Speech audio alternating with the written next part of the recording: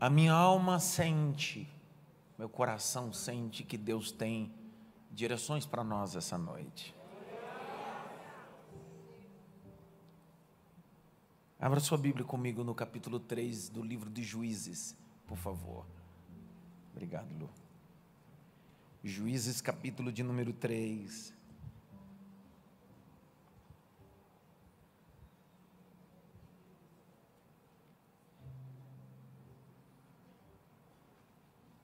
Verso 31. Nós vamos ler 2 versos. O capítulo 3, verso 31, depois nós vamos ler outro texto que está no mesmo livro, capítulo 5, verso 6. Enquanto você encontrou o primeiro? Contrário? Só quem trouxe caneta, levanta foto. Ótimo, na galeria muita gente trouxe. Quem trouxe Bíblia, levanta a sua Bíblia aí. Ótimo, ótimo. É perdoável, alguns vêm direto do trabalho, é perdoável. Ainda bem que a tecnologia nos ajuda, então você pode acompanhar no seu bloco de notas e na sua Bíblia online. Entretanto, sempre é bom ter uma caneta e sua Bíblia impressa, até para anotar, porque é um dia de estudo da palavra. Amém? Capítulo de número 3, o versículo de número 31. Lê para mim, por favor. Depois de Eude, veio Sangar, filho de Anate, que matou 600 filisteus com uma aguilhada de bois. E também ele libertou Israel. Pega a caneta. E circula o nome Sangar. Sangar. É o nome desse terceiro juiz. Sangar. Sangar em hebraico, etimologicamente o nome significa espada. Repita comigo, espada. Então, terceiro juiz é uma espada de Deus.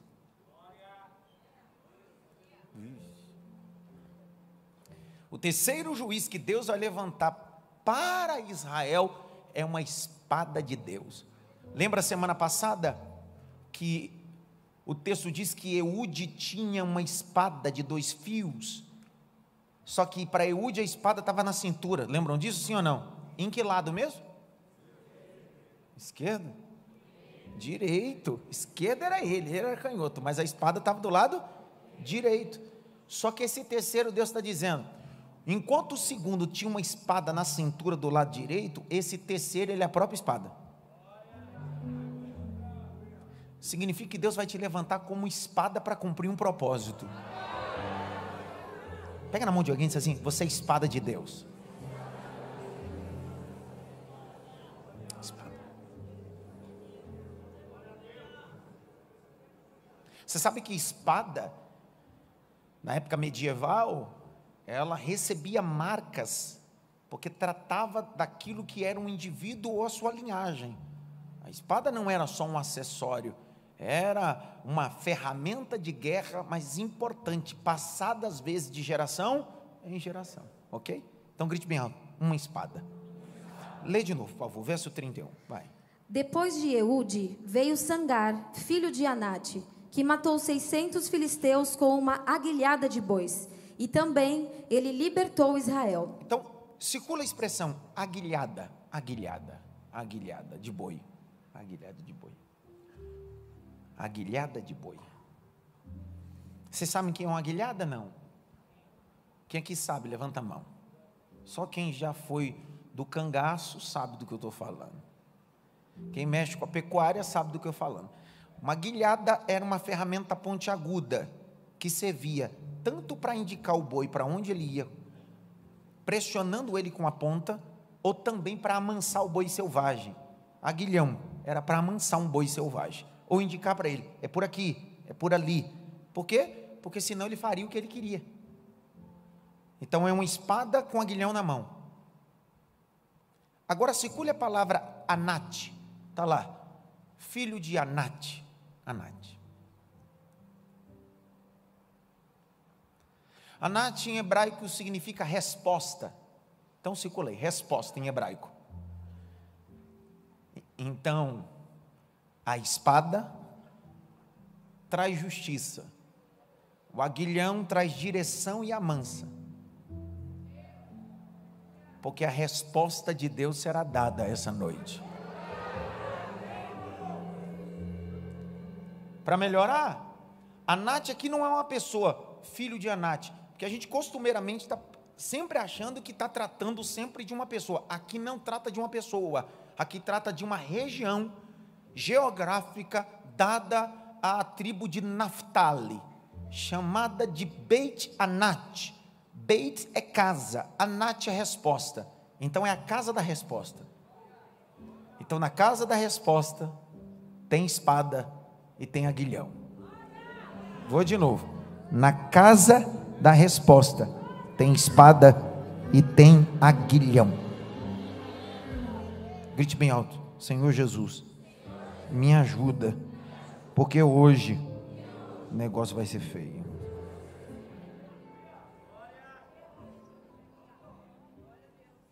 Josué, capítulo de número 19, vamos lá para vocês verem essa região lá, vamos lá, Josué 19, a gente já vai voltar para ler o capítulo 5, 6, Josué 19, verso 38 a 39, lê aí, Josué 19, 38 a 39. Irom, Migdal-el, Orem, Bet-Anat. Olha lá aí, percebeu que não trata de uma pessoa, trata de uma região. Beit Anat, Beit é casa, Anat resposta, casa da resposta, vai. E Beit-Semes, ao todo 19 cidades com as suas aldeias. 39. Esta era a herança da tribo dos filhos de Naftali. Para, essa herança da tribo de quem? A tribo de Naftali recebeu essa cercania como herança. Aparece esse terceiro juiz e o nome dele é Sangá, da região da casa da resposta.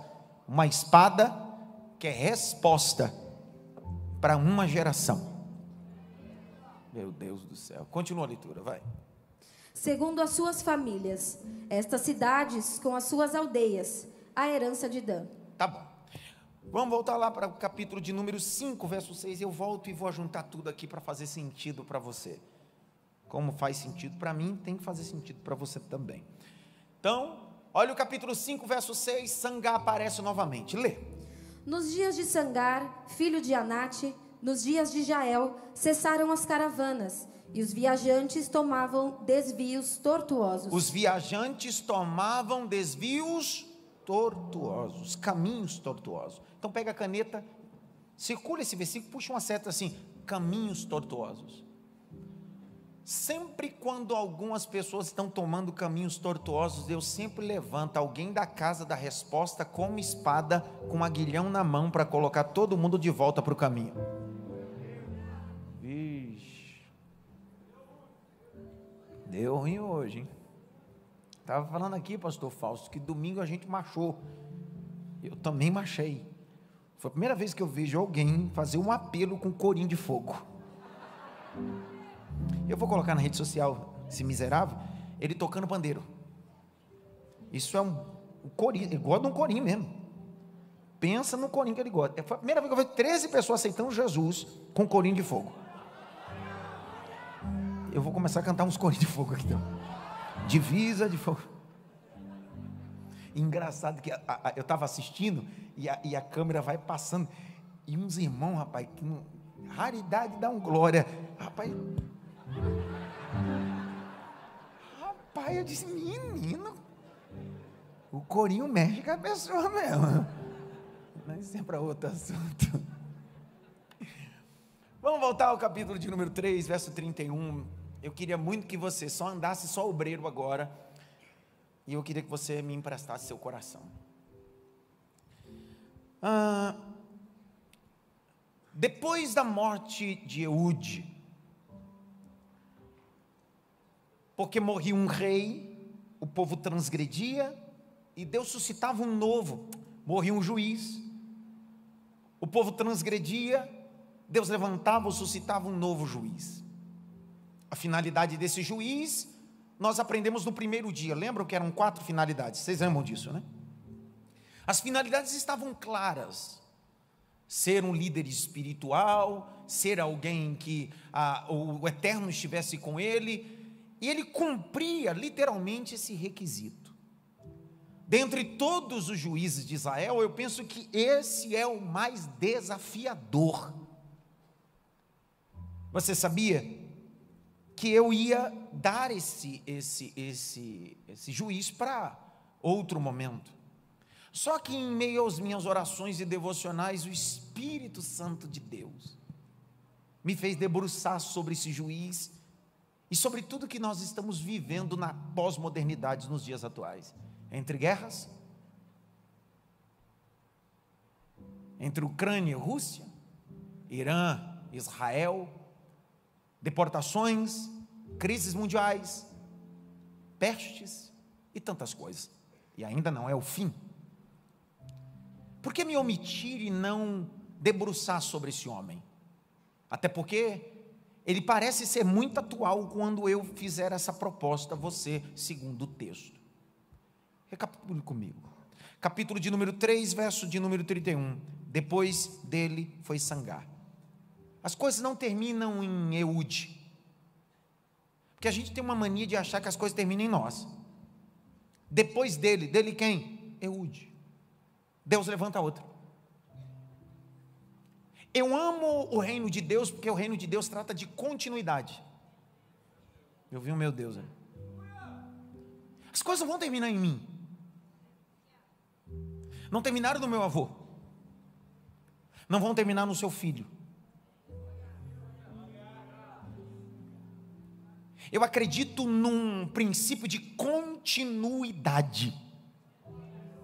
Deus usou Moisés, mas Deus disse: Moisés, você caminhou com o meu povo 40 anos, mas é através de Josué que vai introduzir o meu povo na terra que manda leite e mel. Deus de continuidade. O Deus da continuidade está no princípio da manifestação do Filho, o Deus encarnado Jesus. Quem aparece antes de Jesus é João Batista, batizando em um dos deltas do Jordão. A pregação dele é techuvá em hebraico, recalcular a rota. Em hebraico, techuvá é muito mais do que arrependimento, é recalcular a rota. Ele diz: arrependei-vos, porque é chegado o reino de Deus. Ele aparece, e quando ele aparece, a mensagem dele está acompanhada dizendo: não vai acabar em mim, eu vim para dar continuidade àquele que vem após mim, porque o que vem após mim é maior do que eu não sou digno nem desatar as alpacas dos seus pés. Estava falando a despeito de quem? Jesus. Num dia ele está batizando no Jordão, capítulo 1 de João, quando ele olha, está vindo aquele que vai dar continuidade, porque segundo a linha mosaica e segundo Nevim, que é profetas, ele, João Batista, é o último profeta veterotestamentário. Vai acabar com ele a antiga aliança, mas vai continuar uma nova aliança em Jesus Cristo. Quando ele chega a Jesus, João disse: eu não sou digno. Jesus olha para ele e diz assim: você tem que me batizar, porque eu preciso dar continuidade. Parafraseando você batiza com água, mas eu batizo com o Espírito Santo e fogo.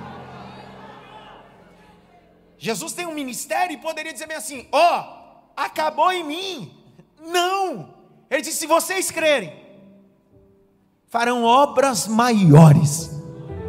Aí ele disse: não, a coisa vai continuar, ficar em Jerusalém, até que do alto sejai-vos revestido de poder, e ide por todo mundo e pregai o evangelho. Continuidade, o Deus de continuidade, grite bem alto: continuidade.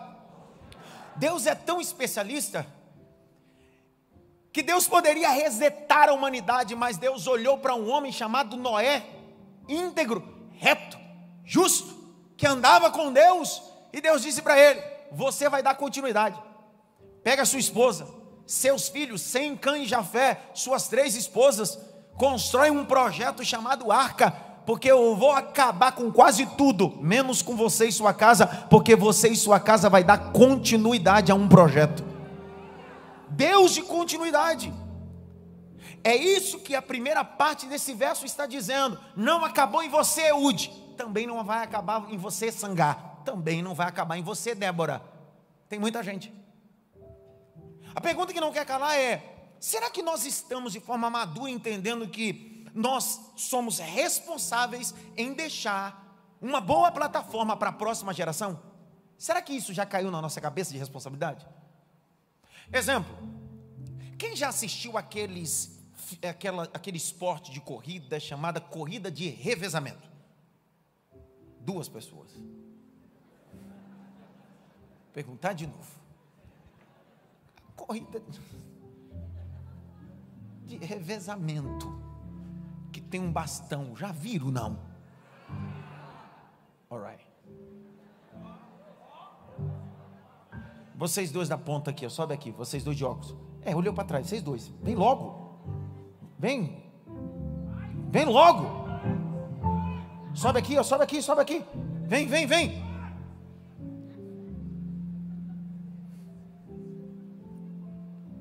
Fica um ali, outro aqui, virado para lá, cara de corredor. Que isso? Isso, cara. É isso, cara. Se eu fizer isso aí, eu não levanto. Tá feio, cara.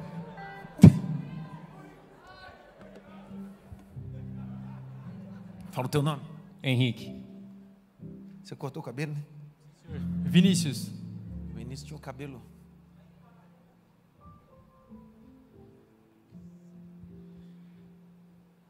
Se não me falha a memória, uma das últimas corridas de Olimpíadas foi a aposentadoria do Usain Bolt, o maior velocista. E o que adianta nessa equipe de velocista ter um Usain Bolt ser o mais rápido, se ele não tem a capacidade de entregar o bastão para a próxima geração com excelência? Fique em pé, em posição de corrida, com essa mão direita para cá, assim, aberta, assim, ó, aberta. Porque não é sobre velocidade, é sobre conexão. Dá um microfone aí, alguém tem um microfone? Dá aqui, rapidinho. Dá um bastão, não precisa ligar não. Isso.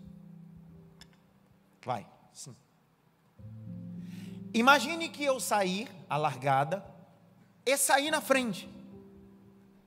O que vai fazer minha equipe chegar no final não é só minha velocidade, é minha capacidade, que enquanto eu corro, tem a capacidade de entregar o bastão sem parar.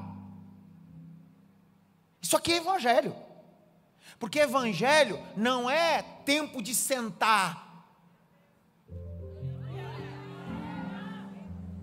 Jesus sentou no sermão da montanha, mas a maioria deles, ele disse assim: quem tem sede, vem a mim.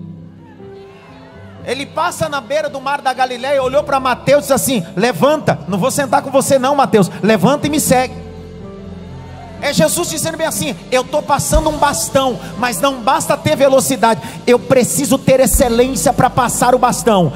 E quem está aqui, passar o bastão para esse, ele cruza a linha de chegada, mas quem ganha somos nós 3, porque não trata de um, trata de todos. Isso é o reino de Deus. Porque algumas pessoas de cunho familiar têm dificuldade, porque o pai só quer correr, mas tem dificuldade de passar o bastão para a esposa e para os filhos. Por que que tem famílias literalmente anorexas emocionalmente? Porque existem mães individualistas. Quem corre sou eu que faço, o bastão está na minha mão, e tem dificuldade de passar o bastão. Mas essa noite Deus está dizendo: de Eude para Sangar, de Sangar para Débora, de Débora para Gideão. Deus está levantando uma geração que passa bastão e prepara a próxima geração para ser profeta. Obrigado. Levante as suas mãos para o alto. Deus está te dando autoridade para passar bastão, não só do evangelho, mas de caráter, como pai, como mãe, como empresário. Está na hora de você repartir com a próxima geração. O que você tem é um bastão, é uma habilidade. Deus está te levantando para isso.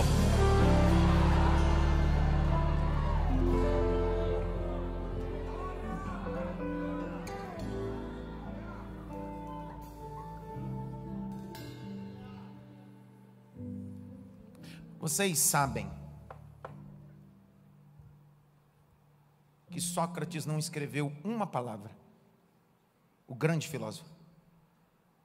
Sócrates, o grande filósofo, nunca escreveu uma palavra sequer. seu pupilo e discípulo chamado Platão, se tudo que temos a despeito de Sócrates, é porque ele escreveu. Trata de pessoas que passam de uma geração a outra. Comunicação. Grite bem alto: eu tenho uma obrigação. Mais alto: eu tenho uma obrigação. A nossa obrigação é preparar a próxima geração. Não pode acabar em você. Por que o livro de Juízes se manifesta? Porque Josué foi um grande líder vivo, mas depois da sua morte o povo ficou sem liderança. Uma liderança centralizadora só é boa enquanto ele está vivo, mas uma liderança saudável, na sua ausência se manifesta a sua liderança. Se os nossos filhos só nos obedecem quando estão na nossa frente, é porque a nossa liderança é fraca. Estão comigo, sim ou não? Se os nossos filhos só são quietinhos, aqueles anjinhos na nossa frente, mas por detrás são verdadeiros, o Rei da Glória. Eu ia falar outra coisa, mas ela falou Rei da Glória, eu falei no Rei da Glória, eu ia falar outra coisa. Isso é para a gente repensar. Não é para você, é para nós, eu como pai. Uma liderança saudável, ela manifesta na ausência, não na presença. Não é na presença, é na ausência. Sangar se levanta para defender. Grite bem alto: defender. Grite bem alto: defender. Defender o quê? Capítulo de número 3, verso 31. Lê para mim, por favor. Depois de Eude, veio Sangar, filho de Anate, que matou 600 filisteus com uma aguilhada de bois. Tem um detalhe importante. Você leu comigo. Não há informações. É aqui. Não tem mais. É só aqui. Você leu comigo que o território que ele nasce é um território que pertencia à tribo de Naftali. Beit Anat, que é a casa da resposta. Sangar é espada, e ele tem na mão um aguilhão. Alguns estudiosos vão dizer que ele não era um guerreiro, ele era um homem da pecuária. Ele não é um homem guerreiro que nasce para guerrear, não, ao contrário do Ruiz que antecedeu a ele, mesmo tendo um problema na mão direita, ele era ferreiro. Lembra que quem fez a espada de 2 gumes foi ele mesmo? Esse Sangar não é esse tipo de homem. A maioria dos comentaristas e até rabinos vão dizer que possivelmente ele era um homem do campo. E Deus mais uma vez quebrando todos os protocolos. Deus poderia ter levantado um homem de guerra, mas Deus vai levantar um homem que cuida de boi. Deus que levanta improváveis, o que nós chamamos dentro do livro de Juízes de teocracia, Deus, cracia, governo. É um Deus que levanta quem Ele quer, do jeito que Ele quer e não deve nada para ninguém. Então esse livro de Juízes mexe comigo, porque esse livro me provoca a dizer: para de dar desculpa, Adson. Eu vi um aleluia. Adson, para de dar desculpa. É porque eu não sei, é porque eu não consigo, é porque minha mão é assim, é porque eu não tenho isso, é porque eu não tenho aquilo. Dentro do livro de Juízes você vai encontrar um camarada chamado Gideão. Um anjo aparece para ele e diz: o Senhor é contigo. Ele diz: comigo? É nada. Não pode ser que Deus é comigo. Juízes 6, 11, 12 e 14. O Senhor é comigo? É, o Senhor é comigo. Mas como Deus é comigo? Se a minha família é mais pobre em Manassés e eu sou o menor da minha casa. Então a primeira coisa que Deus está dizendo: quem disse que eu preciso de dinheiro para te escolher? E quem disse que eu escolho só grande? Vou de novo. O livro de Juízes é um grito dizendo bem assim: eu não preciso de nada que você tem, eu levanto porque eu vou fazer de você um libertador para a glória do meu nome. Então não trata de mérito meu, trata de mérito dele.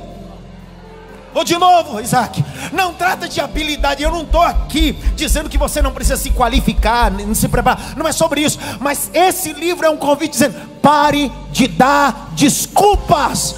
Não, mas eu mexo só com boi, meu negócio é lá no campo. Lá vai Deus e diz-me assim: é com você mesmo que eu vou fazer, e através de você que eu vou fazer. mas eu não tenho força. Quem disse que eu estou escolhendo gente com força? Eu estou escolhendo gente fraca para que eu fortaleça. Pega na mão de alguém e diz assim: Deus te escolheu, cara.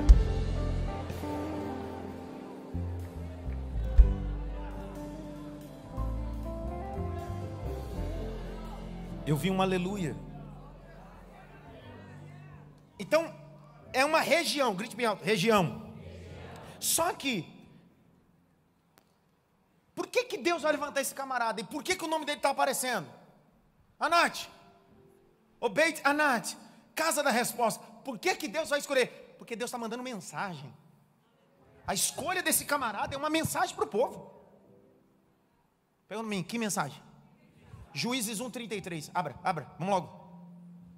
Juízes 1:33.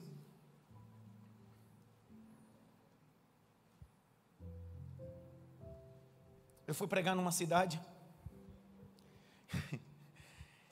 e aí eu pedi para um irmão ler, igual eu faço aqui com as meninas, para ler para mim, cidade de Petrolina. Aí eu pedi para uma irmã, não foi nem irmão, uma irmã ler, Petrolina. Lê! Aí deu o microfone para ela, vai ler! Aí eu fiquei agoniado, lê logo, lê alto! Meu jeito, agoniado, brincando, para conectar as pessoas ao sermão que eu quero pregar e tal. Aí estou saindo com o pastor no estacionamento. Aí tinha umas crianças no estacionamento e eu entrei no carro com o pastor e ia esperando a esposa dele. E tinha um grupo de crianças. Eles não viram a gente entrar. E uma das crianças era filho da irmã. Aí ele falando com os meninos, dizendo assim: eu não gostei desse pastor de hoje. Aí o amigo disse assim: por quê? Ele gritou com a minha mãe, ficou gritando com a minha mãe o culto todo.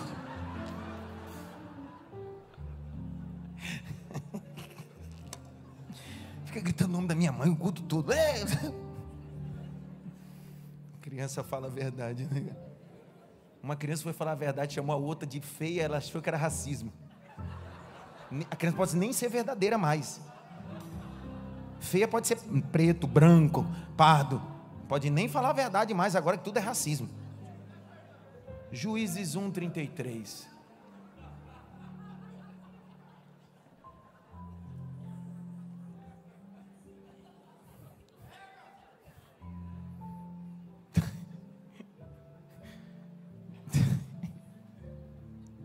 Eu gostei da fala da Roseli Saião, psicopedagoga. Ela disse bem assim, e ela é bem calma, Roseli Saião, falando, disse assim: a criança agora não pode nem falar o que sente da sua verdade aos 4 anos de idade. Nós estamos vivendo uma aberração. As pessoas têm dificuldade de ouvir até as verdades que são verdade de verdade. Você tem que dizer, é bonita. Lê, vai. A tribo de Naphtali não expulsou os moradores de Beit-Semes, nem os de Beit-Anat, mas continuou no meio dos cananeus que moravam na terra.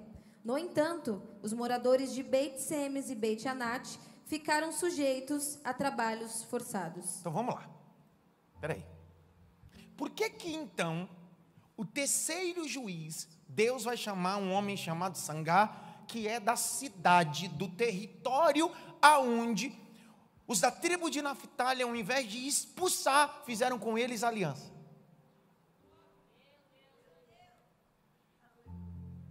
Tem calma. Não reclame do boleto amanhã, quando quem fez o acordo hoje foi você.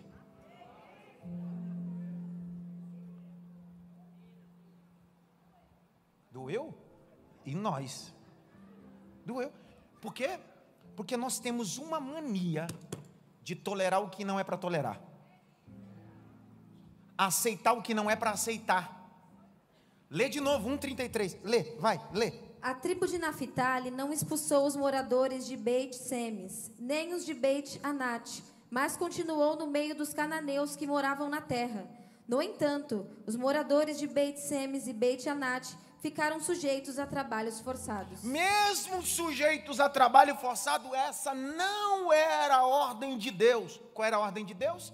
Capítulo 2 de Juízes, verso 1-6. Lê para mim. Juízes 2, de 1-6. O anjo do Senhor foi de Gilgal a Boquim e disse: Eu tirei vocês do Egito e os trouxe à terra que, sob juramento, havia prometido aos seus pais. Eu disse: nunca invalidarei a minha aliança com vocês. Quanto a vocês, não façam nenhuma aliança com os moradores desta terra. Pelo contrário, derrubem os seus altares. No entanto, vocês não obedeceram à minha voz. O que é isso que vocês fizeram? Por isso, também eu disse: não expulsarei esses povos da presença de vocês. Pelo contrário, eles serão seus adversários, e os deuses deles serão uma armadilha para vocês. Serão uma armadilha o quê? Porque nós toleramos ou não cumprimos o que Deus fala, e amanhã teremos pedra de tropeço por causa das nossas faltas de posicionamento. Continua, até o 6. Quando o anjo do Senhor acabou de falar estas palavras a todos os filhos de Israel, o povo levantou a sua voz e chorou. Por isso, aquele lugar foi chamado de Boquim, e ali ofereceram sacrifícios ao Senhor. Depois que Josué despediu o povo, os filhos de Israel se foram, cada um à sua herança, para possuírem a terra. Pergunta que não quer calar. Então a mensagem de Deus para levantar o terceiro juiz é: estou levantando ele porque vocês aceitaram quem não era para aceitar na terra que eu dei para vocês.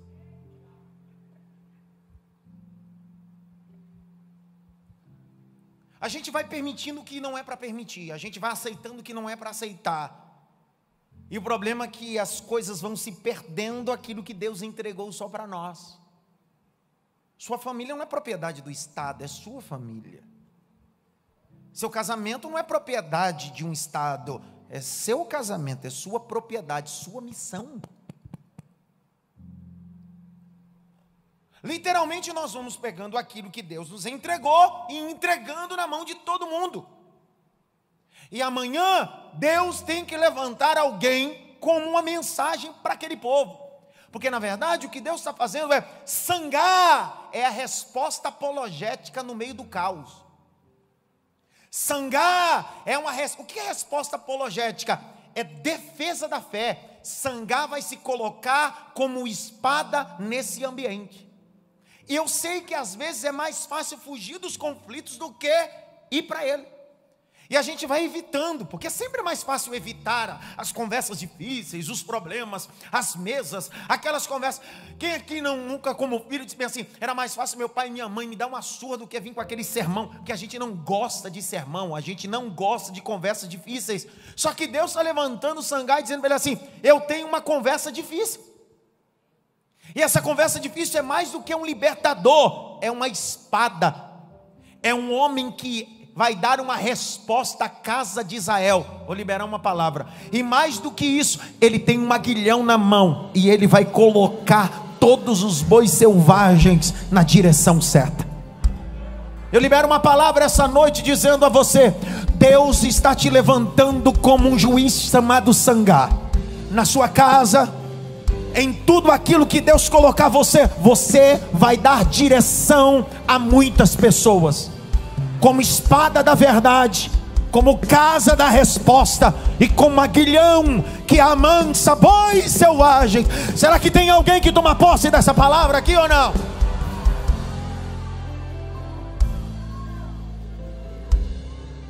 Grite bem alto: eu quero.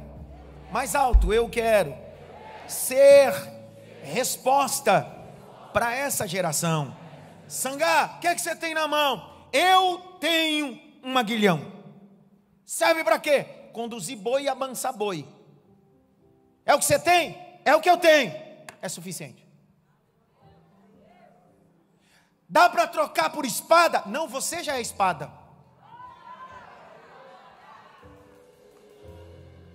Não dá para trocar por um arco? Não, é o que você tem. Sim. É o que você sabe usar? Sim. Já que é ano de Davi, não precisa usar a armadura de Saul, o que você tem é suficiente.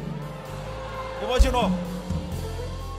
Eu gosto da beleza do que Deus vai levantar Sangar, porque Deus vai dizer: esse camarada tinha domínio com essa ferramenta, e com essa ferramenta, olha o verso 31, lê com força, 31 com força. Depois de Eude veio Sangar, filho de Anate, que matou 600 filisteus com uma aguilhada de bois. Ele não tinha 2, ele não tinha 10. É um homem cheio do Espírito Santo. Vou de novo. É um homem cheio do Espírito Santo, com um aguilhão na mão. E alguém disse: não é possível, um homem com um aguilhão só não vai dar nada, porque o mérito não é de um homem, nem do aguilhão que está na mão dele. É Deus que enche esse homem. Ô Golias, tem um menino que veio no vale de Elá, disse que vai guerrear contra você. Lá vai Golias, 3 metros de altura, espada, couraça. Disseram: está armado até os dentes. Disseram para Davi: você vai com o quê? Com o que eu tenho. O que é que você tem? Eu tenho uma funda, eu tenho 5 pedras e um cajadinho de madeira. Será que vai dar certo? Isso aqui eu não sei, mas eu vou no nome do Senhor dos Exércitos. A Ele honra, a Ele glória, a Ele majestade. Não desvalorize o que você tem na mão. Para de supervalorizar as coisas dos outros e desvalorizar as suas. Deus está dizendo: Sangar, sim, é o que você tem, é o que eu vou usar. Sangar, o que é que você tem? Um aguilhão. Serve para quê? Para conduzir bois. Para quê? Ele vai arando a terra, porque o arador ficava em cima do boi, e com um aguilhão o homem começava a conduzir, dizendo bem assim: vai abrindo a terra, porque eu vou semeando. É o que Deus está dizendo para Sangar: o meu povo é como esse boi forte, está precisando de alguém para conduzir, e conforme eles andarem na minha vereda, você abrirá novos campos, sementes serão plantadas, Sangar. Uma liderança saudável, um pai saudável, uma mãe saudável, um patrão saudável, um pastor saudável. Estou liberando a palavra. Ele conduz uma junta de bois com um aguilhão na mão e vai abrindo a terra, arando a terra, semeando. E alguém disse: como? É sobre a vontade de Deus. Grite bem alto: aguilhão. Mais alto: aguilhão. Aguilhão não era uma ferramenta só literal de ferir, mas aguilhão estava comparado com a palavra sábia, porque quem tem aguilhão fala no tempo certo. Quem tem aguilhão fala no tempo. Tem boi, querido, boi, ele é forte. Se você não fizer na hora certa, no momento certo, porque ele tem mais força. Ele pesa toneladas, você pesa 90, 100, 80. 3 dias já é demais. Sela essa palavra. Só que escute, é o que Deus está falando. Aguilhão não é só uma ferramenta para furar, aguilhão é uma ferramenta para direcionar. E o aguilhão sempre foi associado com sabedoria. Deus está te dando palavra de sabedoria. Vou de novo. Deus está te dando palavra de sabedoria. Eclesiastes 12:11. Se ela lê isso aqui, se não der glória, você vai ver. Eclesiastes 12:11. Lê com força, lê com força. As palavras dos sábios são como aguilhões. Não, lê de novo, lê de novo. As palavras dos sábios são como aguilhões. Lê de novo, lê de novo. As palavras dos sábios são como aguilhões. Deus estava levantando o Sangar e dizendo bem assim, ó: se precisar cutucar o boi, cutuca, mas se precisar de uma palavra de direção, em você existe sabedoria, porque na tua mão e na tua mente tem um aguilhão que é de sabedoria. Tenho vontade de falar outra coisa, mas eu não falo. Ei, até o próprio Deus tem um aguilhão na mão. Por quê? Porque quando Deus vai levantar Sangar, Deus está dizendo: hoje eu estou levantando o Sangar. Ele é uma espada com um aguilhão na mão para amansar e dar direção a um boi selvagem. Mas lá na frente vai aparecer um boi selvagem perseguindo a igreja, um boi selvagem querendo matar todo mundo. Mas eu vou descer, não é com cajado nem com vara, vou descer com um aguilhão e vou amansar ele. Atos capítulo de número 9, verso 3 a 5, põe na tela. Ô Aninha, você não deu um glória até agora. Atos 9, 3 a 5, lê com força. Vai! Enquanto seguia pelo caminho, ao aproximar-se de Damasco, subitamente uma luz do céu brilhou ao seu redor. Ele caiu por terra e ouviu uma voz que lhe dizia: Saulo, Saulo, por que você me persegue? Ele perguntou: Senhor, quem é você?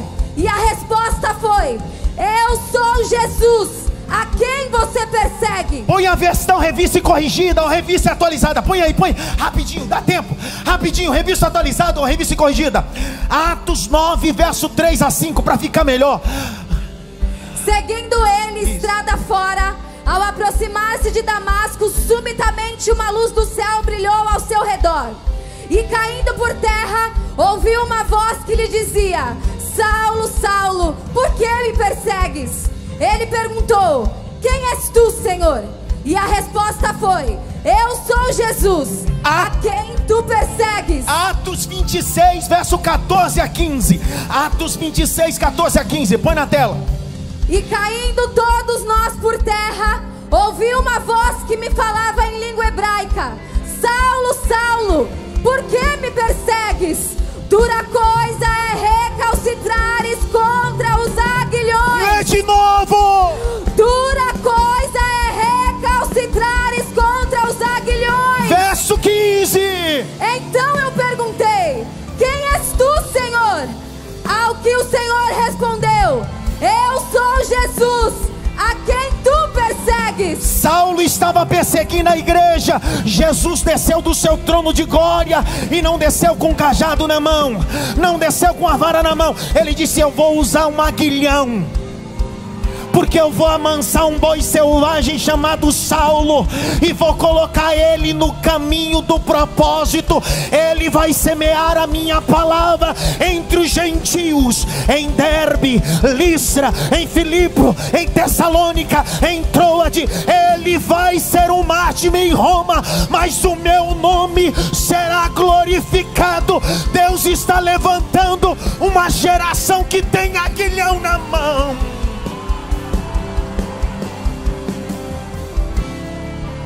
Levante as suas mãos para o alto.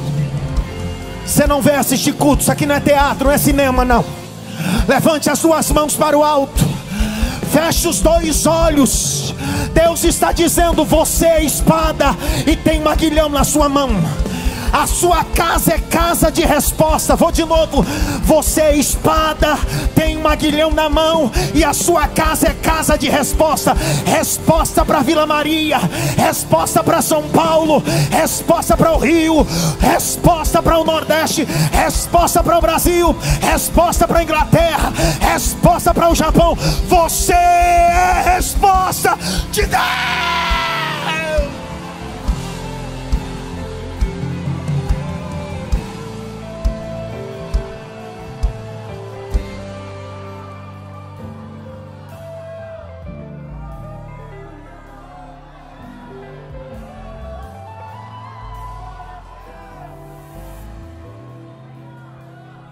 E eu termino.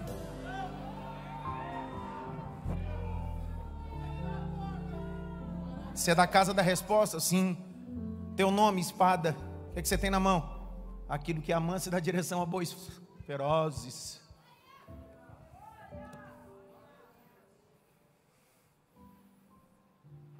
Deus nunca chamou Saulo de ovelha, chamou ele de boi selvagem.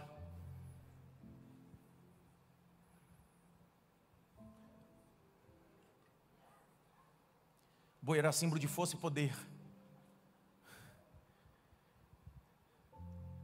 O que é que você tem na mão, Sangar? Um aguilhão. Quantos inimigos? 600. Vai cair todos. Um a um, Sangar. E quando terminar os 600, olhe para o aguilhão e perceba que nunca foi mérito seu.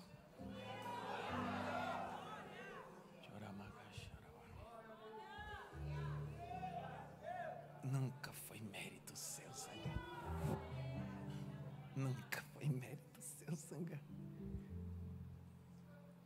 Porque você é uma espada. Grite bem alto, eu sou uma espada. Mais alto, eu sou uma espada. A espada traz morte, mas a espada revela a verdade.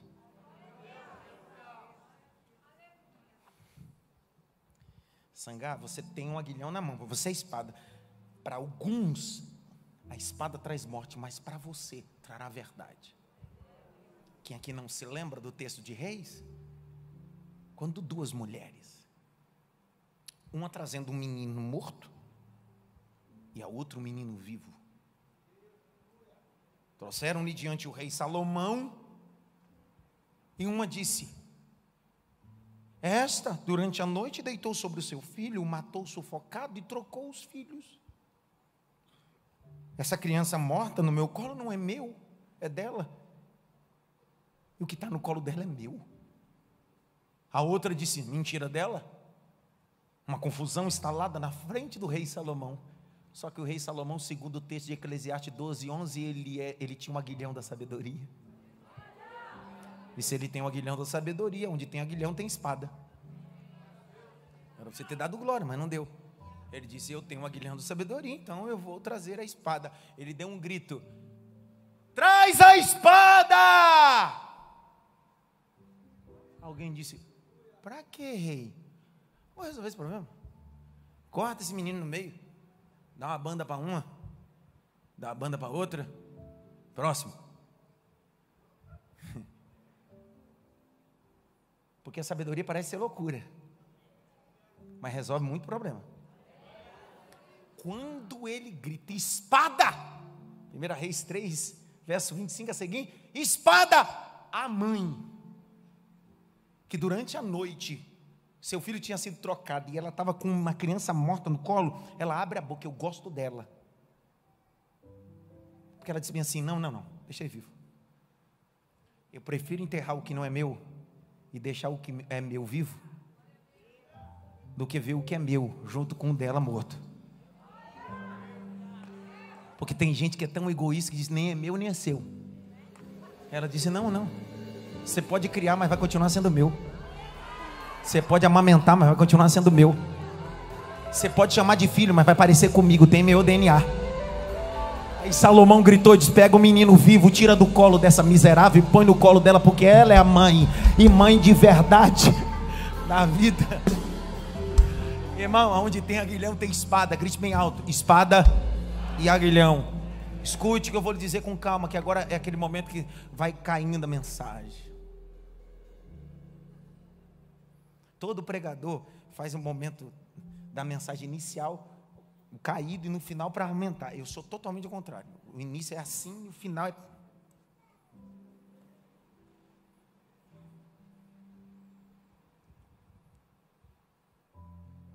Nós temos medo de ser um sangai em nossa geração. Espada com aguilhão. A gente quer tratar as coisas com buquê de flores e passividade. Grite bem alto: espada. Mais alto: espada. Espada é ensinamento, doutrina. Doutrina não é os costumes, é esclarecer as pessoas. Semana passada vocês viram quantos amigos que estavam conosco aqui, católicos, quando eu pedi para levantar a mão. Quantas pessoas nos ouvem a mensagem. A pergunta é: eu esclareci não só os católicos apostólicos romanos, mas aos crentes gospels que tinha aqui.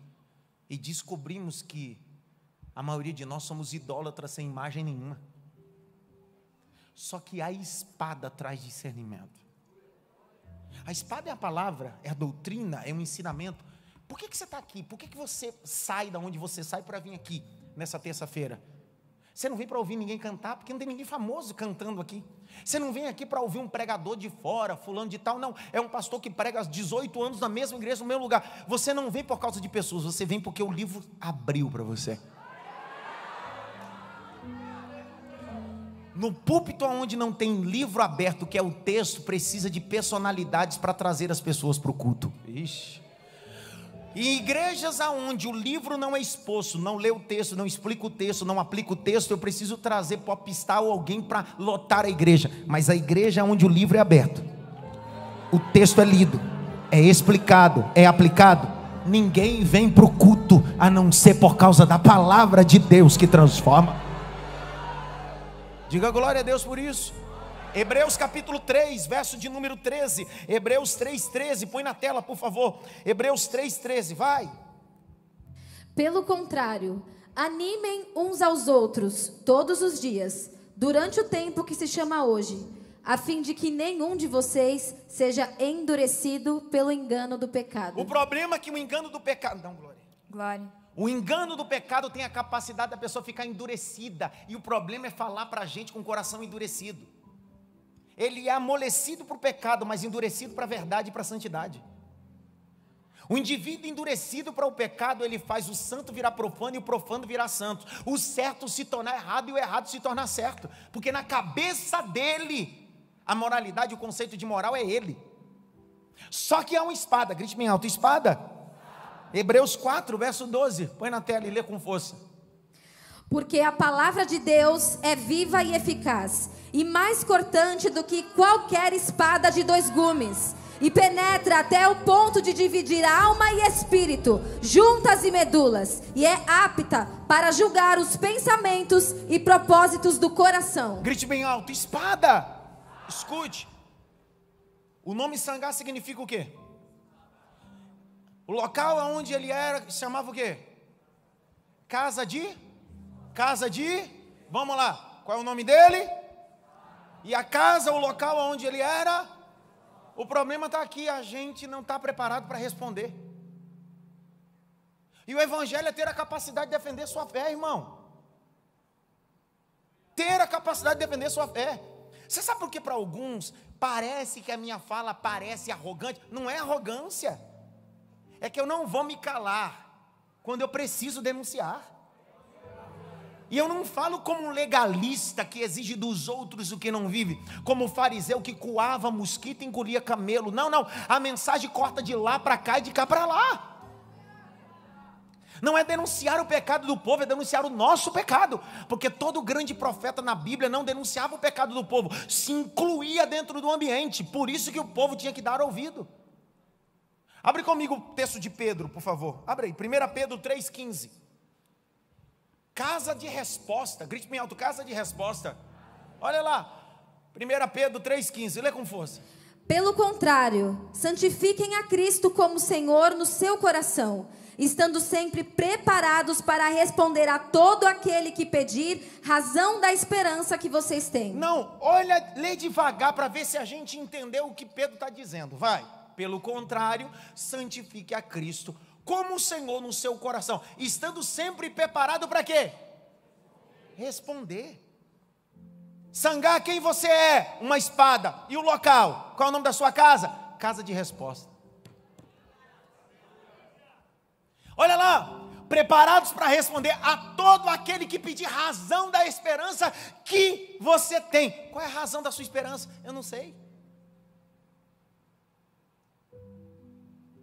Responder. Um dos vídeos que mais viralizou agora na última é um pastor pernambucano, um cara monstro. Ele convida alguns ateus, senta cara a cara com os ateus e diz assim: manda, com força. Porque ser ateu com texto colado, copia e cola na internet com chat GPT é a coisa mais fácil. Eu quero ver cara a cara. Porque na internet, com um vidinho só, todo mundo é bom. Quero ver cara a cara. A maioria das críticas foi o seguinte: eu nunca vi tantos ateus despreparados e um pastor tão preparado. Eu li alguns comentários de algumas pessoas dizendo bem assim: mesmo não acreditando no Deus desse pastor, parabéns para ele, porque ele se preparou. O problema está aqui. A sociedade precisa entender que ser evangélico não é ser um bitolado. Ser crente não é só a gente que vem para a igreja, fica falando línguas estranhas, dá glória a Deus e aleluia. Nós pensamos. Aqui dentro existem doutores que têm mestrado, doutorado, pós-doc, gente que pensa e pensa também biblicamente e pensa na sua fé. A gente não pensa sentindo, mas a gente pensa com o cérebro. Que Deus possa nos dar capacidade de argumentar. Vou de novo: capacidade de argumentação.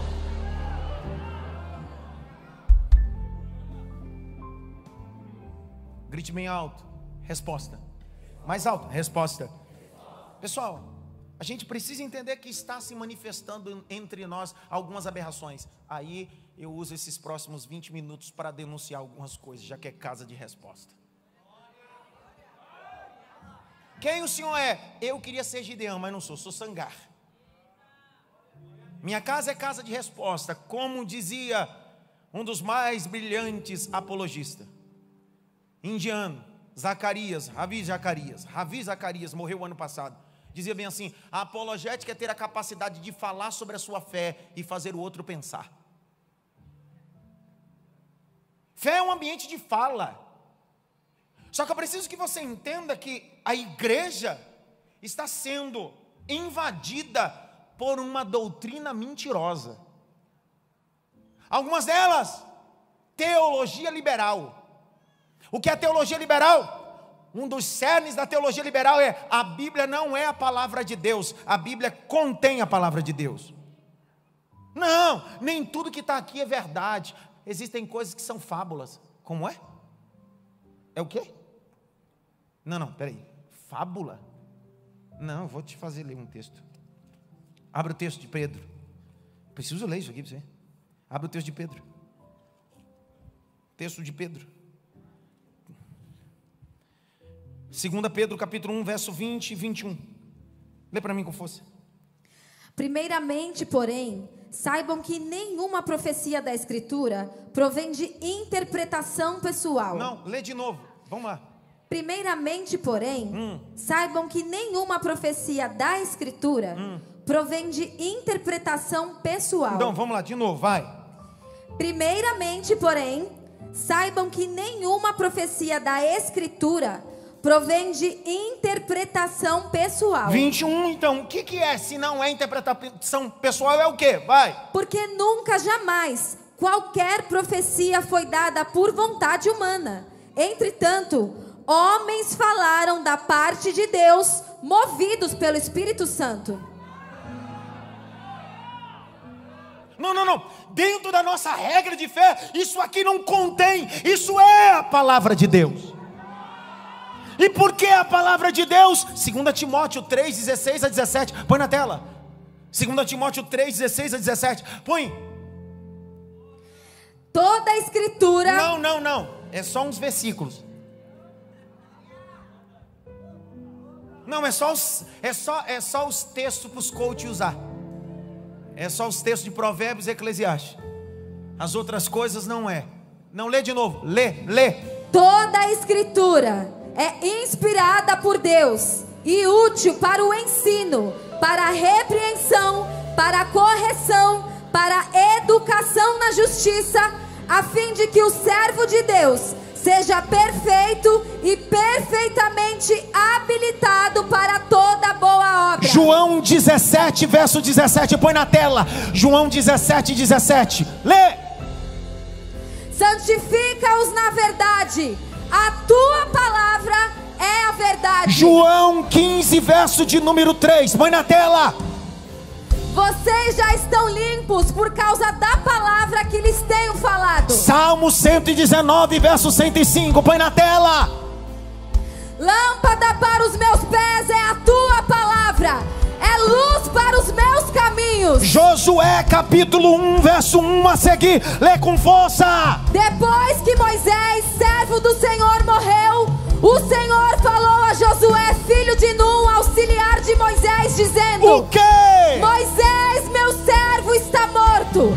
Prepare-se agora e passe este Jordão, você e todo este povo. Para quê? E entre na terra que eu vou dar aos filhos de Israel. Vai!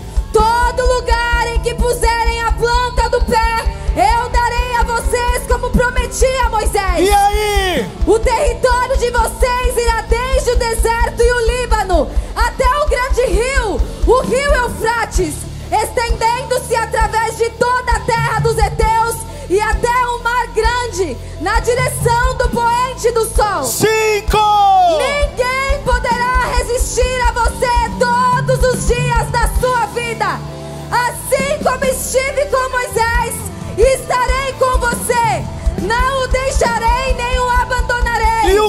o que fazer. Seja forte e corajoso, porque você fará este povo herdar a terra que sob juramento prometi dar aos pais deles. E o que mais? Então somente seja forte e muito corajoso, para que você tenha o cuidado de fazer segundo toda a lei que o meu servo Moisés lhe ordenou. Não se desvie dela nem para a direita, nem para a esquerda, para que seja bem sucedido por onde quer que você andar. Tem mais! Não cesse de falar deste livro da O que lei. mais? Não cesse de falar deste livro da lei. E o que mais? Pelo contrário, medite nele dia e noite, para que você tenha o cuidado de fazer segundo tudo o que nele está escrito.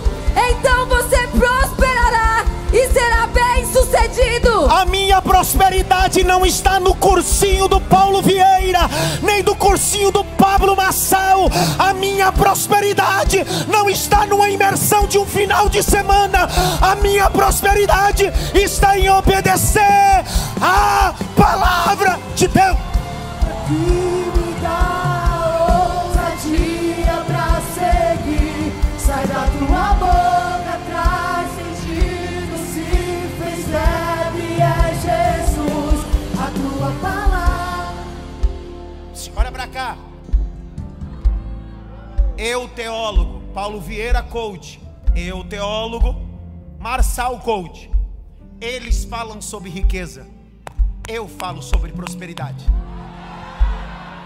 Eles têm autoridade de te ensinar a ser rico.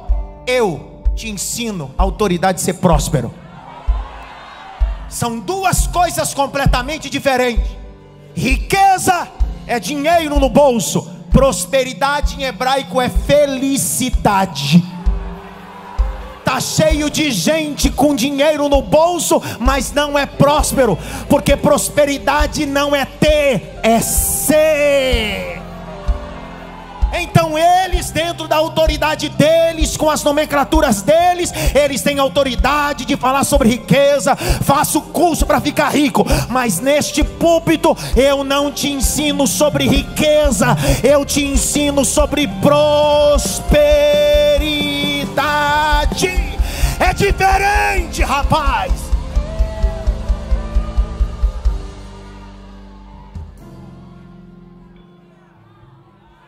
Dentro do tronco linguístico hebraico, sobre a palavra prosperidade, eu sei que o teu coach não te ensinou isso, que ele não sabe e não tem obrigação de saber, porque quem é o teólogo aqui sou eu. Se ele ficasse só na área dele falando sobre riqueza, daria certo, mas ele quer entrar na minha. Eu não aguento na dele. Ele é bom no que faz, seja feliz, só que não entra na minha não.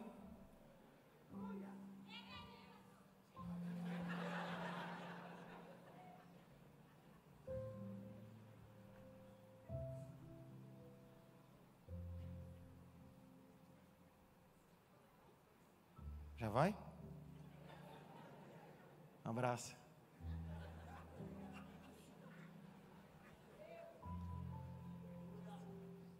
Grite bem alto: riqueza e prosperidade. A gente passa 10 horas ouvindo quem fala de riqueza, mas tem dificuldade de ouvir 2 horas quem fala de prosperidade. Porque isso revela o nosso sentimento. A gente quer ficar rico, a gente não quer ficar próspero. Pastor, o senhor está dizendo agora que é pecado ter dinheiro? Oxe, você não gosta? Dá para mim. Em nenhum momento eu estou falando que é pecado ter dinheiro. Só que muita coisa já revela o nosso coração. Não confunda prosperidade com riqueza. E eu não estou dizendo que Deus não pode te dar a capacidade de enriquecer, mas a enriquecer nunca estará associado com a prosperidade. Vamos ver se você dá glória agora, porque eu estou falando de teologia. Eu não vou falar de coach de enriquecimento, porque não é minha área. Eu estudei para ser teólogo. E não foi a semana passada que me formei, não. E não foi com um vídeo que viralizou na internet, não. Escute. Um dia Jesus se encontra com um homem e ele diz assim: como é que eu faço para herdar o reino dos céus? Jesus disse: olha que benção. Quer ir para onde, filho? Céu. Céu, lindo céu, céu, lindo céu. Eu vou pro céu, lindo céu, com Cristo vou morar. Só sabe o Chipla.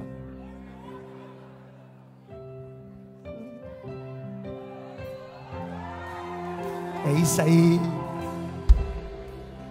Eu cantei aqui, nem 3 cantou comigo, porque não sabe também.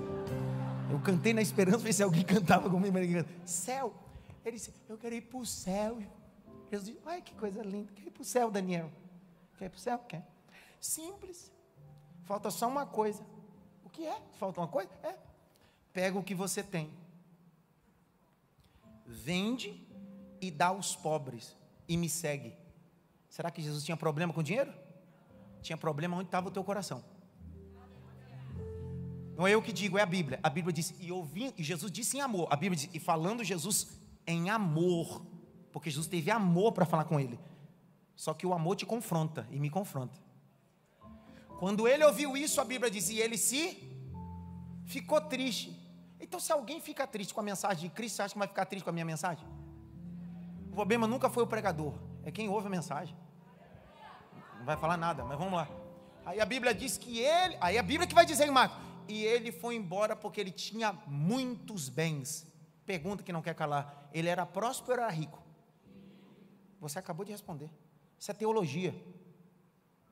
Convidar o Leonardo Salles para um bate-papo, que não é teólogo, é fácil, ele é profeta.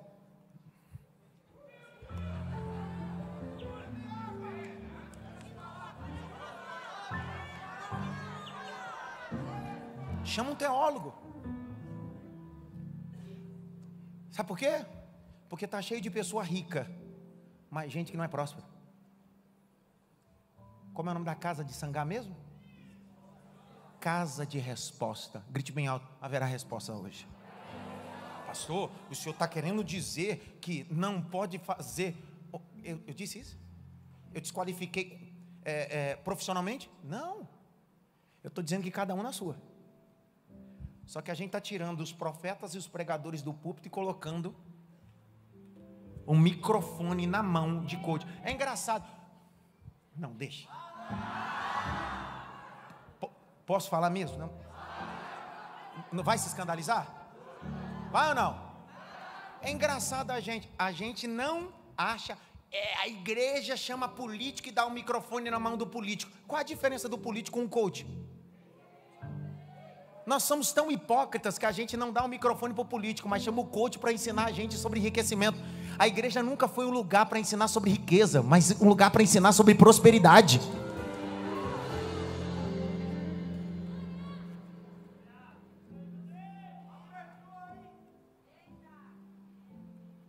Entender sobre administração está no princípio do Evangelho. Jesus diz assim, antes de construir uma torre, senta e faça o quê?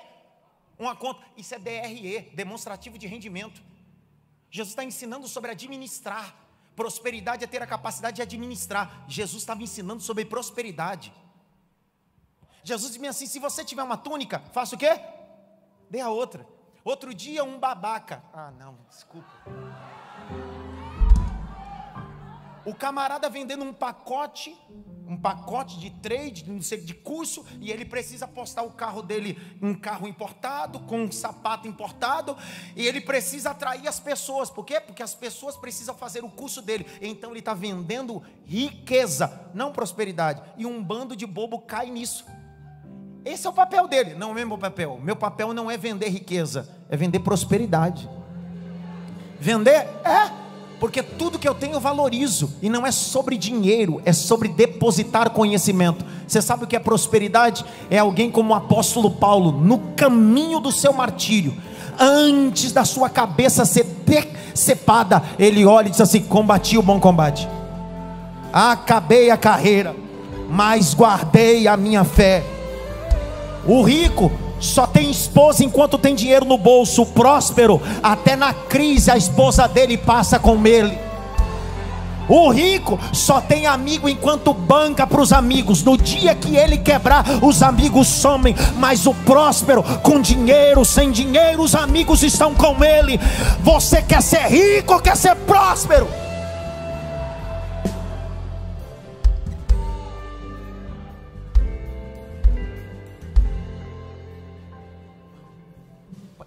para mim. Ivan, põe o vídeo do Pablo Marçal aqui. Põe aqui. Eu quero ele aqui. Põe aqui o Pablinho. Vai batizar? Pablinho. Vamos todos. Pastor, calma, não é para soltar ainda. Dá uma pausa. Porque o batizado do... Eu não estou discutindo a pessoa do Pablo. Eu não conheço. Eu não estou falando da moral dele. Não, moral, eu não conheço. Como ele não pode falar da minha. Eu estou falando de teologia. Enquanto ele estava dando o curso dele, eu não sei. Ele tem autoridade para falar. Ele tem autoridade para falar. É a área dele, não é minha. Só que ele inventou de entrar na minha área. Não, na minha. Não, Marçal. Para que? Dá uma câmera aqui para mim. Não, Marçal, na minha área não, filho. Porque batizar, quem batiza é sacerdote. Coach não batiza não, Marçalzinho. Não, filho. Não, entra na minha. Não. Não dá. Não pode.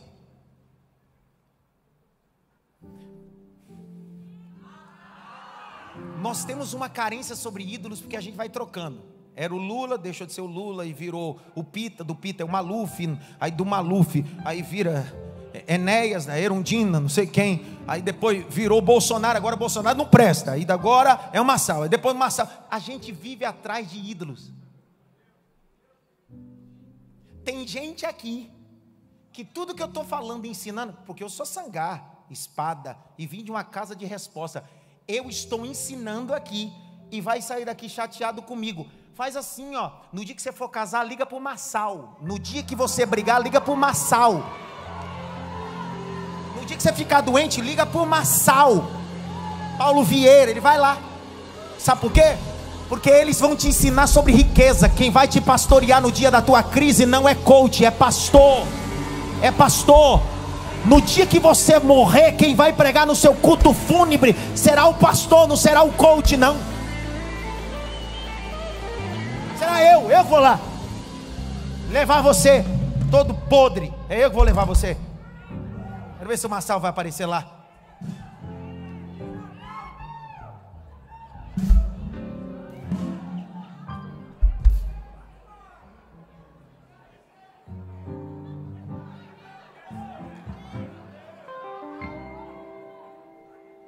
Jesus já nos preparou.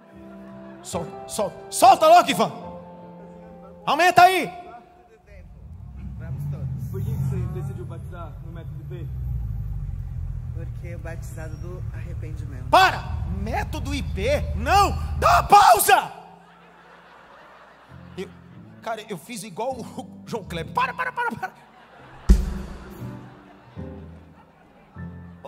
Método o quê? O que é método IP, por favor?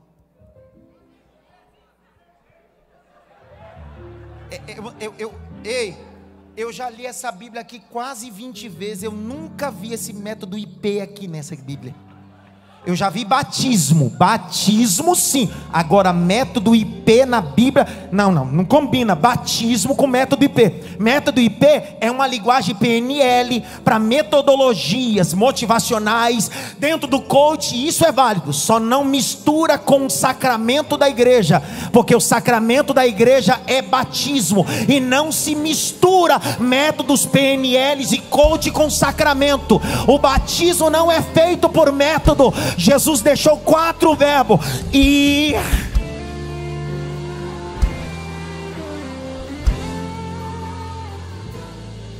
Jesus deixou 4 verbos dentro do método.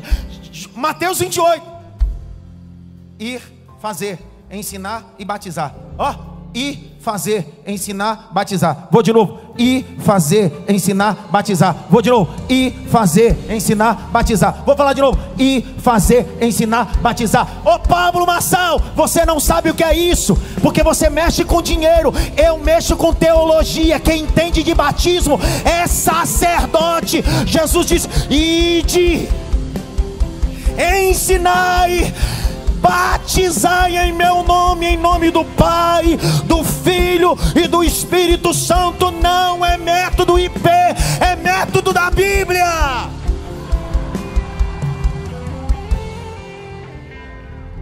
E não fica me olhando no setor jurídico com a minha cara assim não, que eu não tô nem aí com vocês não. Porque os dois ficam ali me olhando com a cara e como se... Ah, cala a boca, deixa em paz.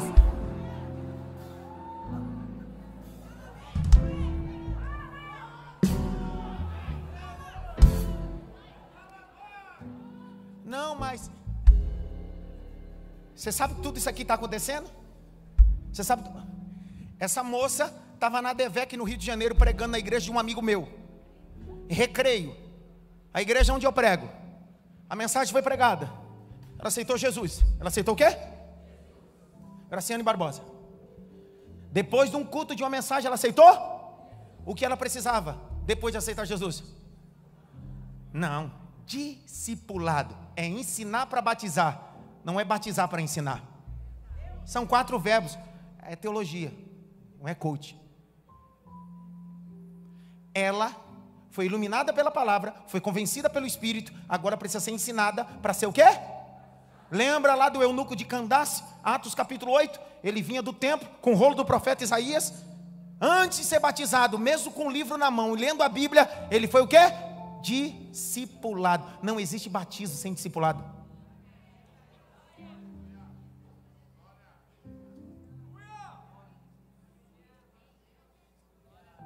Eu não posso falar de marcenaria, a área de Joel. Eu não posso falar de psiquiatria, a área do Braz. Eu não posso falar de psicologia, não é a minha área. Eu posso falar de teologia. Se você misturar teologia com as suas coisas, aí eu me levanto, porque a minha área, eu não levanto contra a tua área. Então não misture as coisas sacras como subterfúgio de ganhar dinheiro. Não use as coisas sacras. Você sabe tudo isso aqui para quê é? Passa para mim depois. Você já viu esse vídeo, certamente viu? Passa o vídeo. Você sabe tudo. Passa. Vai. Olha que lindo. Uau! 1h da manhã, vou batizar o povo. Uau. Para. Se fosse um pastor descendo de uma caminhonete dessa para a hora do batismo, estaria no Fuxico Gospel. Mas como é o teu coach batizando com carrão, é sinônimo de prosperidade.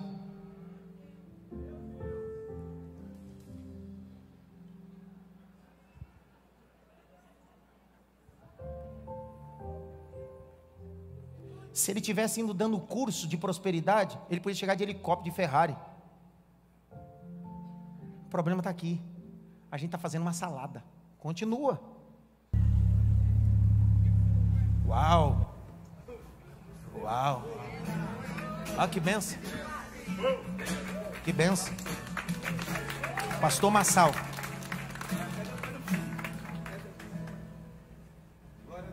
Glória a Deus. Que é assombroso para mim, o que abriu minha visão, que Jesus fala assim, eu já mostrei para vocês lá no IP, que é aquele que não for batizado, eu asseguro vocês, aquele que não for batizado não tem acesso ao reino, batizado nas águas e no Espírito. E você está debaixo de uma unção, de uma frequência poderosa desse movimento. Na hora de descer essas águas, você vai acionar essas duas coisas na sua vida. Fala assim comigo, eu me arrependo dos meus pecados e assumo publicamente a minha amizade com Jesus, o Espírito Santo e com Deus vivo. E eu desconecto da criatura para viver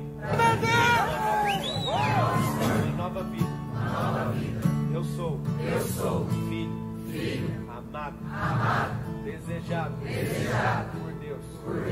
Eu desconecto desse passado. Todas as coisas são novas. Mas uma coisa eu sou, não abro mão, não tava criatura, sacode. Eu sou nova criatura, eu sou. Eu sou nova criatura, nova criatura. Você que é nova criatura, dá um grito de guerra aí. Oh, aleluia, glória a Deus.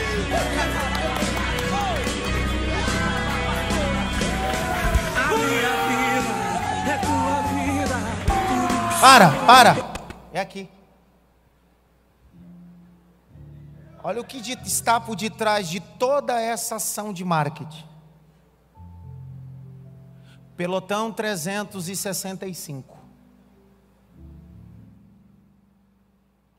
Eu fui pesquisar, fui estudar. Eu fui. Porque eu não posso me expor aqui sem falar o Léo. Não. Eu sou um nordestino razoavelmente inteligente. De bobo eu não tenho nada. O que está por detrás é um movimento para lançar um novo produto. E esse produto só pode ser alcançado através de uma falsa espiritualidade, casando com aquilo que é sacro batismo, e a igreja é concorrer com o evangelho de Jesus Cristo. Agora passa para a minha pesquisa que eu fiz, passa o vídeo e põe na pesquisa, o que é o Pelotão 365? Lê aí, Jaque, por favor. Pelotão 365 e boot de oração. Boot do quê? Boot de oração. Uau! Vai. São termos associados a Pablo Marçal e se referem a um método de desenvolvimento pessoal e espiritual que ele promove. Boot é uma prática diária, uma espécie de tarefa que visa a prosperidade, enquanto o Pelotão 365 parece ser um grupo ou comunidade onde essa prática é aplicada. Pergunta que não quer calar. É uma igreja isso? Não, peraí, a gente tem que decidir. Ou é ou não é? Porque para ter batismo precisa ser uma igreja, ser um grupo.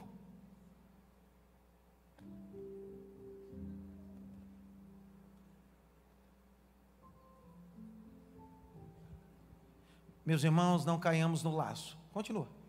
Passa. Vai. O termo boot, no contexto de Pablo Marçal, é uma técnica de mentalização e preparação diária para alcançar resultados transformadores. É descrito como uma forma de iniciar o dia e o cérebro de maneira poderosa, conectando-se à fonte criadora e visualizando objetivos. Quem estudou já PNL já sabe do que eu estou falando. Isso é utilizado dentro do sistema PNL. Só que não faça isso como ponte sacra. São coisas completamente diferentes.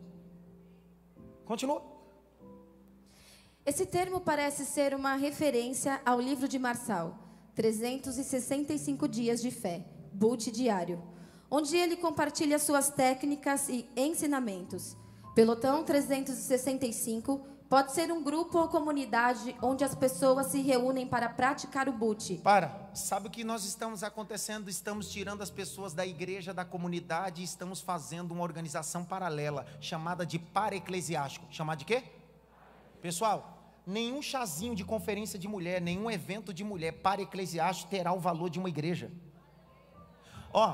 Só para simplificar, o Itepa Bible College tem uma conferência teológica que viaja o mundo. Tem uma conferência o quê?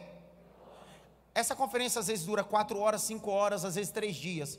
Esse ano nós temos a conferência aqui de 3 dias. Pergunta, 3 dias de conferência do Itepa Bible College de teologia fará de você teólogo, sim ou não? Quer dizer que então, um final de semana fará de você uma pessoa transformada. Entendeu o que eu estou falando? Nenhuma conferência minha ou de qualquer pessoa terá a mesma valia da igreja de Jesus Cristo local. Uma conferência, um trabalho pode ter o seu valor, mas nunca será comparado com um ambiente de transformação, porque o único lugar que transforma pessoas é a igreja de Jesus Cristo. Isso é chamado de desigrejado da pós-modernidade. Os desigrejados da pós-modernidade, seus pastores são Paulo Vieira, Pablo Marçal, fulano, beltrano e ciclano. Você procura eles, eles nunca viveram uma vida cristã de verdade. É parecido na década de 2000, quando tinha um encontro do desencontro. A pessoa ia para o final de semana e disse, agora me encontrei com Jesus. Quer dizer que você passou 10 anos na igreja e nunca se encontrou com Jesus no culto com o pastor pregando. Mas um final de semana, porque você escreveu num papel, levou na fogueira, queimou e fez alguma coisa, você teve um encontro com Jesus. Não é o problema, um trabalho. É que você quer dar nome a uma coisa que não pode. A igreja de Jesus Cristo continua sendo arroz, feijão do dia a dia.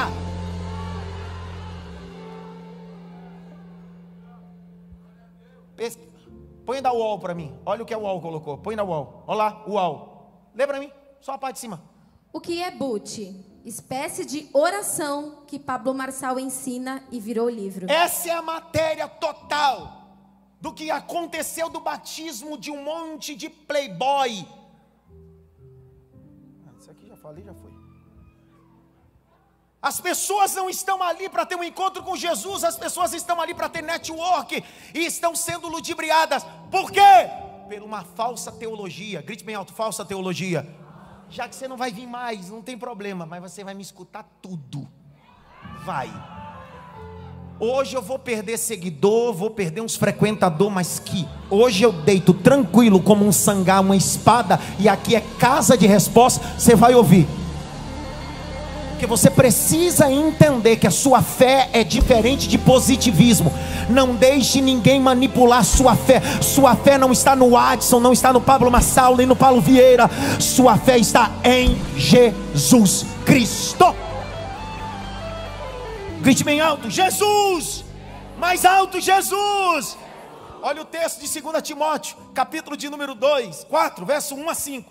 2 Timóteo 4, de 1 a 5. Olha aí.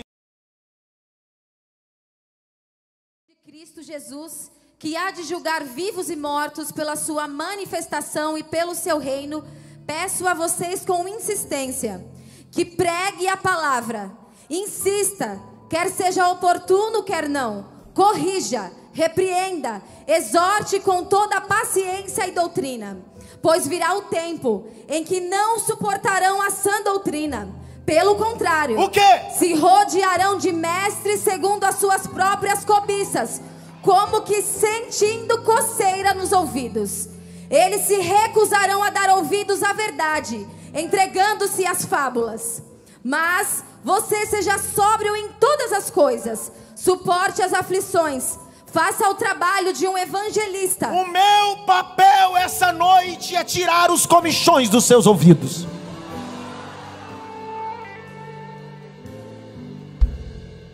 Pastor, o que o senhor tem para falar do Legendário? Um trabalho para-eclesiástico, como uma conferência feita, o chazinho que outra faz, é um trabalho para-eclesiástico. É engraçado, você vem aqui na terça e na quinta e não aprendeu a ser homem com eu pregando, e vai subir uma montanha para ser homem, falta você me escutar então. E aqui nem dizimista você é, e lá pagam R$1.800, é engraçado.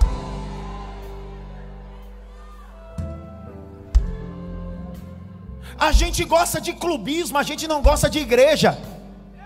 A gente gosta de clubismo, a gente quer criticar a maçonaria, mas a gente está com 3, 5 maçonaria dentro do evangelho. É um monte de organização dentro de organização. O evangelho continua sendo o único. Jesus é a cabeça e nós somos o corpo. 2 Pedro 2, de 1 a 3. Hoje pode arrumar aí que vai ter processo. Vamos lá. 2 Pedro 2, de 1 a 3. Vai com força. Assim como surgiram falsos... Não, lê com força, porque já que é para ter raiva de mim, grita esse texto, vai. Assim como surgiram falsos profetas no meio do povo, também haverá falsos mestres entre vocês. Eles introduzirão heresias destruidoras, chegando a renegar o soberano Senhor que os resgatou, trazendo sobre si mesmos repentina destruição. E muitos seguirão as suas práticas libertinas, e por causa deles o caminho da verdade será difamado. Movidos por avareza. Movidos por quê? Por avareza. Porque a avareza não é alguém que não dá, é alguém que só quer ter lucratividade. Vai. Eles explorarão vocês com palavras fictícias, mas para eles a condenação decretada há muito tempo não tarda, e a destruição deles não caiu no esquecimento. Escuta, a igreja de Jesus Cristo, ovelhas do aprisco do Senhor, não se iluda. As 7 igrejas da Ásia Menor, as 7ª ouviram a mesma coisa. Quem tem ouvido, ouça o que o Espírito diz à igreja.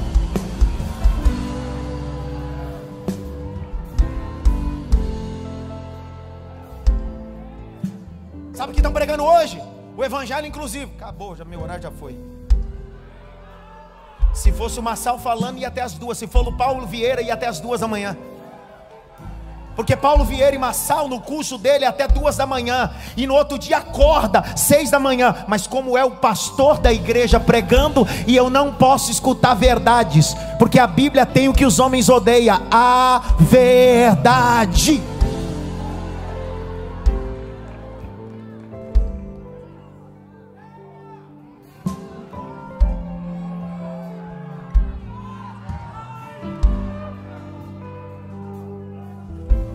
Na minha empresa, eu não convido o pastor para palestrar aos meus funcionários. Lá eu preciso de um coach, um profissional qualificado. E eu não estou desqualificando um profissional chamado coach, um camarada que trabalha em alta performance, que tem o poder de motivar as pessoas. Não é sobre isso, mas não vincule coach com as coisas sacras que é batismo e teologia.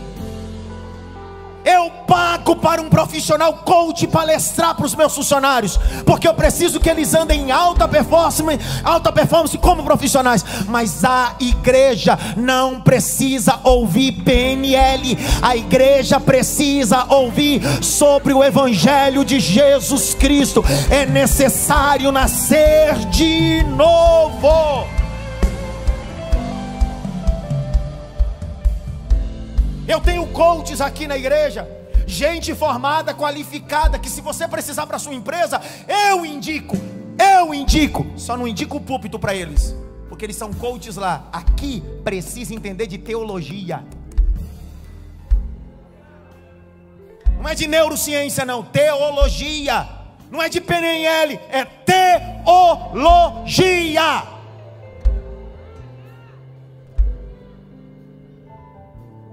O meu povo perece? O meu povo perece? O meu povo perece?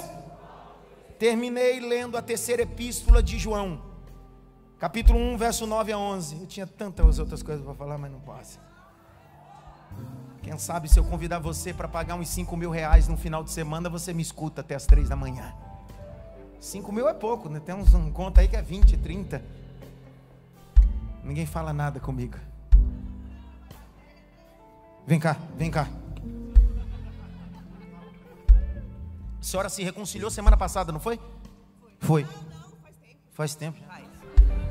Vamos ficar aqui até ele terminar essa palavra e daqui nós vamos trabalhar. 4 deram palma. Se fosse o Paulo Vieira, método CIS, estaria todo mundo. Mas como não é o Adson pregando sobre Bíblia e teologia,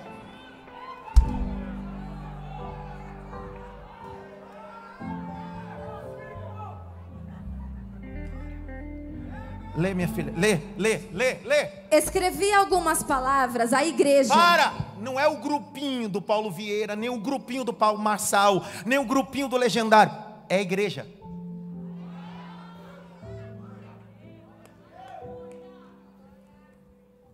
O trabalho evangelístico tem o poder de trazer as pessoas para a igreja, mas não pode parar nele. O problema é que os falsos mestres querem fazer deles as personas do método. Só que o evangelho não é um método, é um axioma. Certamente um coach não sabe o que é axioma, porque é uma linguagem teológica, e ele não tem obrigação de saber. Quem tem é eu. Axioma significa uma verdade plena e absoluta. E o único que é axioma, verdade plena e absoluta, morreu e ressuscitou ao terceiro dia, Jesus Cristo. Continua a leitura. Mas Diótrefes, que gosta de exercer a primazia entre eles, não nos dá acolhida. Por isso, quando eu for aí, farei com que se lembre das obras que ele pratica, proferindo contra nós palavras caluniosas. E não satisfeito com isso, ele não recebe os irmãos, impede os que querem recebê-los e os expulsa da igreja. Expulsa da onde? O problema está aqui. Tem gente proibindo as pessoas de ter acesso à igreja local. Não, mas a igreja é cheia de problema, a igreja é cheia de hipócritas. Sempre cabe mais um. Coube eu, cabe você. A igreja é cheia de hipócritas, sempre cabe mais um. Mas é na igreja que o dono dela tem o poder de nos transformar. Pastor, mas certamente na rede social alguém vai dizer assim: mas você não sabe que fulano... Eu não estou falando do pastor dos outros, da igreja dos outros. Eu estou falando de igrejas sérias. Tem pastores sérios ainda, tem igrejas sérias, igrejas saudáveis. Nem todo policial é corrupto, tem policial sério. Nem todo político é corrupto, tem político sério. Eu não posso fazer de alguns a maioria. Continua. Amado, não imite o que é mal, e sim o que é bom. Quem pratica o bem procede de Deus. Quem pratica o mal jamais viu a Deus. Parei. Terminei. Fica em pé.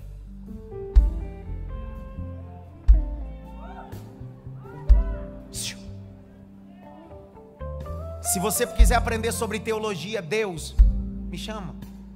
Oração, batismo. Sou sacerdote. Eu nasci para isso, sou sacerdote. Não abro mão daquilo que fui vocacionado e formado para fazer. Pastor, mas hoje era sobre Sangá. Sangá em hebraico é o que mesmo? Que nasceu aonde? Que tinha o que na mão? Prazer, meu nome é Sangá.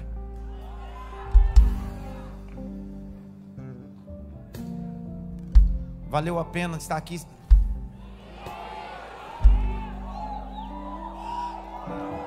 Escuta.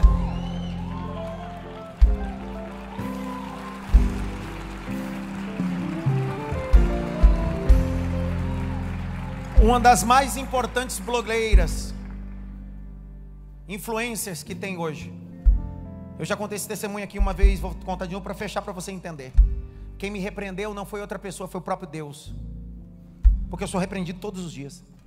Eu estava ministrando em Lisboa e chegava aqui no Brasil no domingo de manhã para ministrar domingo à noite. Recebi um WhatsApp de uma assessoria dizendo: pastor, a fulana de tal, o filho dela nasceu e ela quer fazer um culto esse domingo, e carga d'água, chegou um vídeo do senhor e ela está ouvindo o senhor. Ela perguntou se o senhor podia vir aqui fazer um culto na casa dela nesse domingo e apresentar o filho dela. Eu fazia 10 dias que estava fora da igreja pregando. Você sabe o que eu respondi? Sim. Eu respondi sim. Não, sim.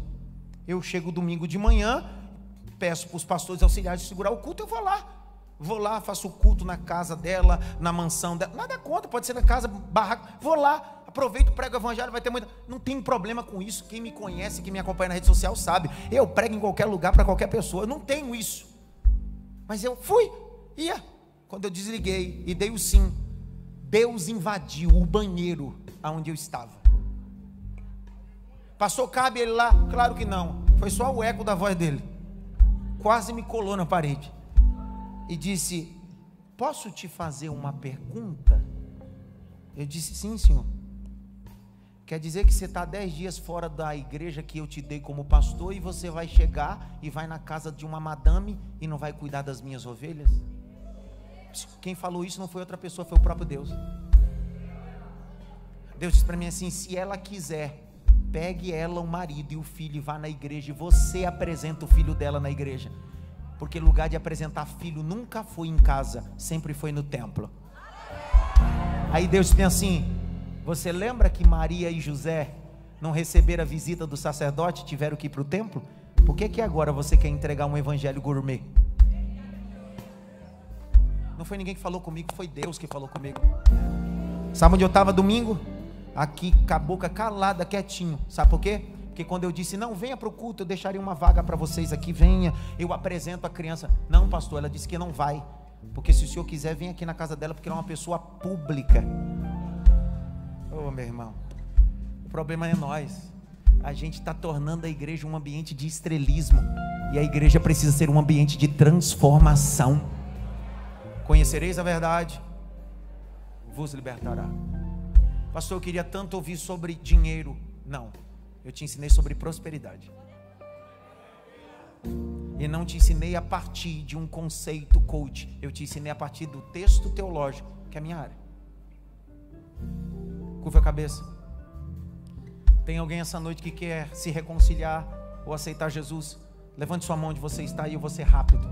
Tem alguém? Tem alguém? Tem alguém? Vem. Vem. Queria orar pelo senhor, vem. Tem mais alguém? Vem.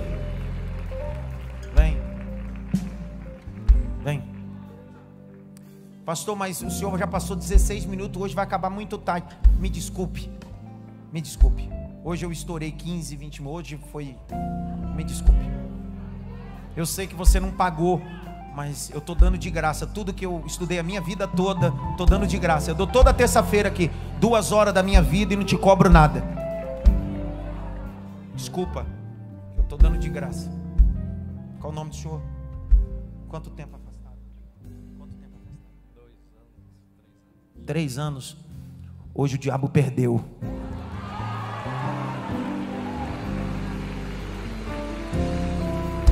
Com força, perdeu Satanás. Posso orar? Posso terminar? E orar por ele? Tem mais alguém não? Não, né? Pai, nós te damos graça. Abençoamos a mente do teu filho, o coração do teu filho, os pés do teu filho. Abençoamos ele com a mensagem do Evangelho. Tem mais um aqui chegando. Quanto tempo afastado? 3 meses afastado. Descobriu que lá não é teu lugar, né? Descobriu que o teu lugar é na casa do Pai, né?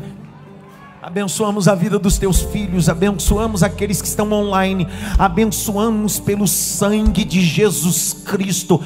Isso não é um método IP, nem um método CIS. Isso aqui é a Bíblia Sagrada de Gênesis a Apocalipse. Conhecereis a verdade e a verdade vos libertará. Alguém pode aplaudir Jesus por isso? Faça assim. Joel, leve ele 1 minuto, faça assim.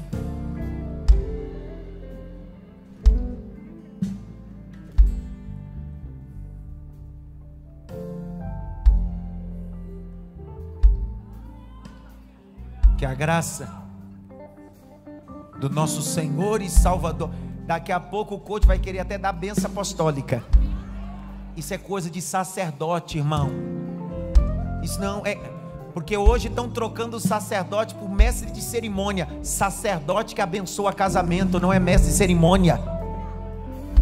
Eu sou juiz de paz, faço efeito civil. O juiz de paz tem autoridade horizontal. Vertical é só um sacerdote. Hebreus 7,7, sem contradição alguma, o menor é abençoado pelo maior. Que a graça do nosso Senhor e Salvador Jesus Cristo, o grande amor de Deus Pai, a consolação e a união do Espírito Santo seja com todos, não só agora, mas para todos sempre. Quantos podem dizer amém?